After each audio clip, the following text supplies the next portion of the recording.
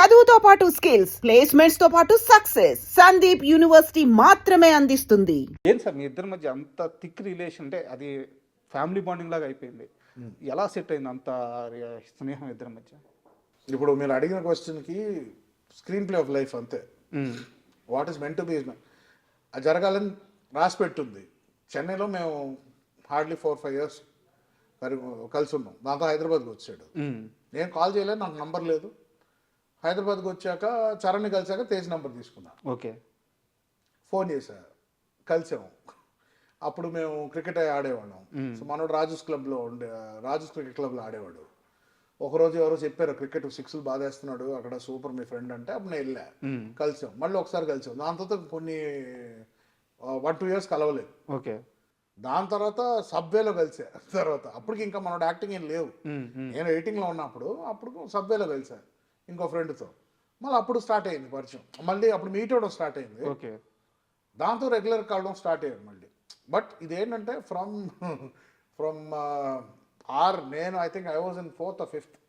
ఆ టైం నుంచి నాకు ఒక ఎవ్రీ ఫేజ్లో కలుస్తూ ఉండేవాడు. So every time we met అది ఒక బ్రదర్ బాండింగ్ లాగా అయిపోయేది. అంటే చిన్నప్పుడు ఆ 4-5 years వాడిని బాగా టార్చర్ పెట్టా క్రికెట్ నేర్పించాలని. కొట్టేవాడిని, తిట్టేవాడిని. అవునా? వీడు రాడనుకునేవాడిని, మళ్ళీ ఇంకా వచ్చేవాడు. మళ్ళీ లేదు నేను బాగా ఆడతానని చెప్పి వచ్చాడు. అప్పుడు అదేదో పెద్ద నేను కోచ్ మనోడు, బట్ ట్రైనింగ్ అయితే చాలా ఇంటెన్స్గా ఇచ్చేవాడు ఆ టైంలో. అయితే మీ ప్రభావం ఆ షాట్లన్నీ ఏమో అది వాడిని అడగాలి, నాకు తెలియదు. అడగాలి, మామూలుగా కొట్టాడు బాల్ని. అవునవును, బాగా కొడతాడు, గట్టి కొడతాడు.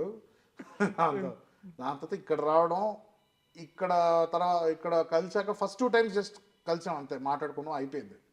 ఎప్పుడైతే ఆ సబ్వేలో కలిసామో అక్కడి నుంచి daily, this was in 2001 or 2004 అనుకుంటా. 2004-5లో కలిసాం. ఇంకా అక్కడి నుంచి ఇప్పటి వరకు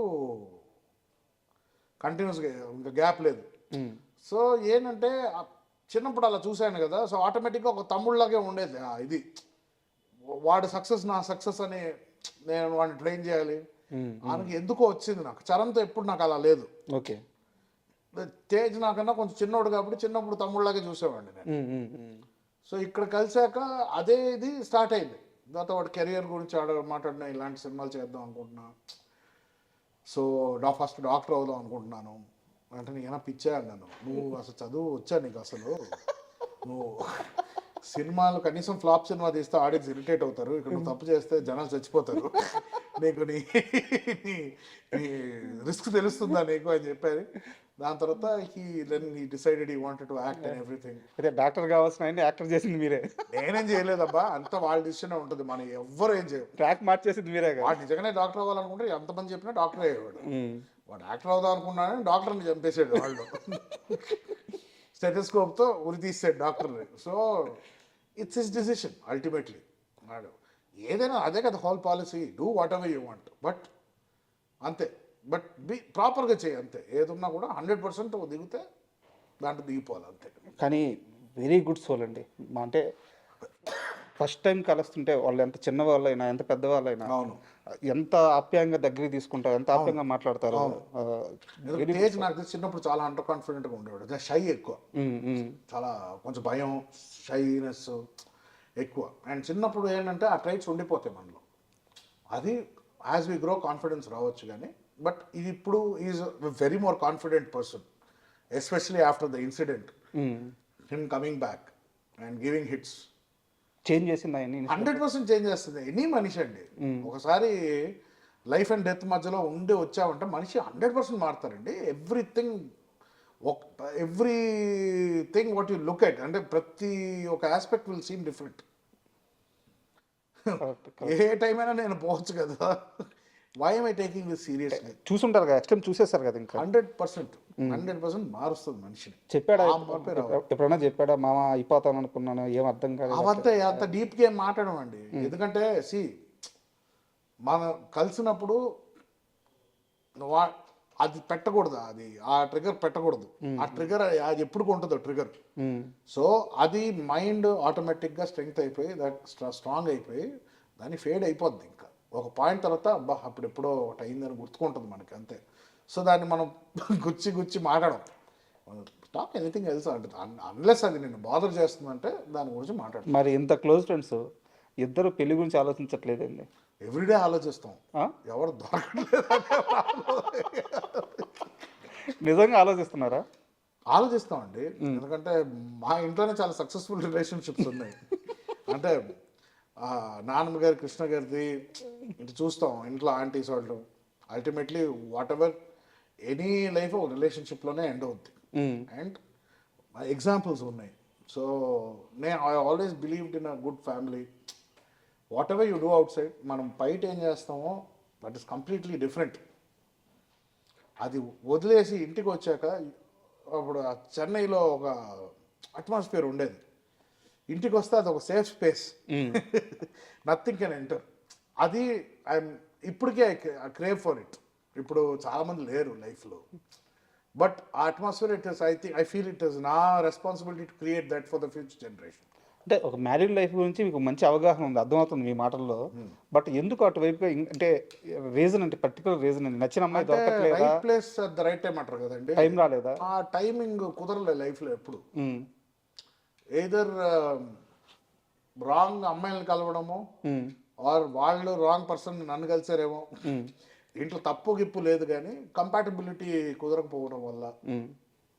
అండ్ ఎలా చెప్తాను, ఫస్ట్ 20 to 30 పాపం ఒక అమ్మాయి కోసం వెయిట్ చేశాను. ఆ అమ్మాయి తిరిగి కూడా రాలా, పెళ్లి చేసుకుని వెళ్ళిపోయింది.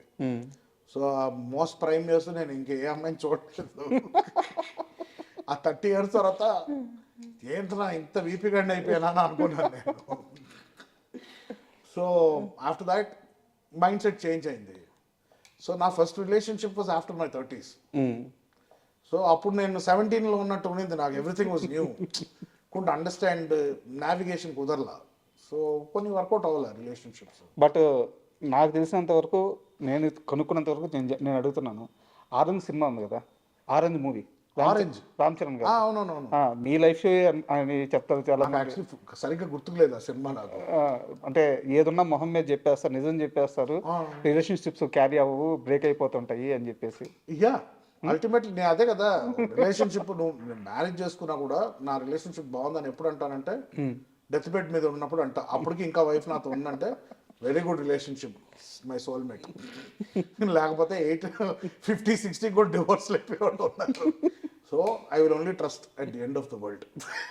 At the end of my world ఏదైనా ఇది నన్ను కంప్లీట్ చేసింది, దిస్ ఇస్ మై సోల్మేట్, నేను అచీవ్ చేశాను అనేది ఆ టైంలో డిసైడ్ చేయాలి, కానీ ఈ టైంలో ఏది. సరే, ఇప్పుడు ఓపెన్గా ఒకటి చెప్పండి. మీరు చేసుకోవాలనుకుంటున్న అమ్మాయికి ఉన్న అసలు లక్షణాలు ఏంటి, క్వాలిఫికేషన్స్ ఏంటి? అదే కదండి, నాకు క్లారిటీ లేదు. ఇంకా క్లారిటీ రాలేదా? క్లారిటీ అంటే క్లారిటీ కాదండి, ప్రాబ్లం అంటే అలాంటి లిస్టులు పెట్టుకున్నా అంటే ఎవరు దొరకరండి అలాగా. ఎవ్రీథింగ్ షుడ్ బి మ్యాజిక్ లా జరగాల, న్యాచురల్గా అవ్వాలి. ఒక అమ్మాయిని చూస్తే ఎందుకు అమ్మాయి నచ్చుతుందో, ఆ అమ్మాయి doesn't have to be Aishwarya, నేనేదో రితిక్ రోషన్ కాదు, కానీ doesn't have to be the most attractive women. కొంతమంది జస్ట్ నచ్చేస్తారు. కరెక్ట్. నేను ఫస్ట్ ఇష్టపడ్డ అమ్మాయి అయితే నార్మల్గా ఉంటుంది అమ్మాయి, బట్ 10 ఏళ్ళు వెయిట్ చేశారు. యా, నాకన్నా 4 years పెద్ద అమ్మాయి ఉంటుంది ఆవిడ, బట్ వెయిట్ చేశాను అంతే. అది ఎందుకు అంత నచ్చిందో తను నమ్మలేదు, నేను చిన్నపిల్లకని ఈడేం ఉంటాడు ఇంకొక అమ్మాయిని చూసుకొని యంగ్ అమ్మాయికి వెళ్ళిపోతాడు అనుకుంది, పిచ్చింది. తర్వాత 30కి రియలైజ్ అయింది. 34 వచ్చినప్పుడు నేను 30 వచ్చి అప్పుడు రియలైజ్ అయింది. అప్పుడు పెళ్ళి అయిపోయింది ఇంకో ఎవరితో. ఏం చేస్తావు ఇంకా, కానీ అమ్మాయి వెళ్ళి హ్యాపీ మ్యారీడ్ లైఫ్ అన్నా. సో ఇప్పుడు మనం